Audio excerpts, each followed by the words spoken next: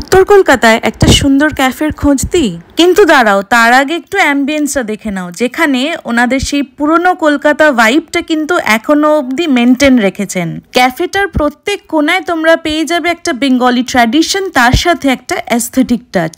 সন্ধ্যের আড্ডার আসর বা পার্টনারের সাথে কোয়ালিটি টাইম স্পেন্ড করতে কিন্তু যেতেই হচ্ছে এই জায়গাটাতে। ওনাদের মেনুতে খাবারের দাম শুরু হচ্ছে মাত্র 40 টাকা থেকে। আমরা নিয়েছিলাম একটা মোরক্কান মিন্ট টি, যেটার দাম ছিল মাত্র 70 টাকা, আর খেতে ছিল খুবই সুদিং।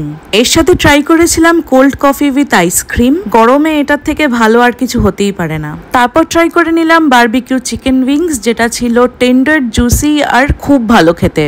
সবশেষে ট্রাই করলাম একটা চাইনিজ কম্বো, যেটাতে ছিল এগ চিকেন নুডল, তার সাথে গার্লিক চিকেন আর একটা কোল্ড ড্রিঙ্ক। সব মিলিয়ে আমাদের টোটাল বিল পড়েছিল 600 টাকার মতো। তবে এই জায়গার খাবার আর কোয়ান্টিটি তোমরা কিন্তু উত্তর কলকাতার অন্য ক্যাফেগুলোতে আর কোথাও পাবে না।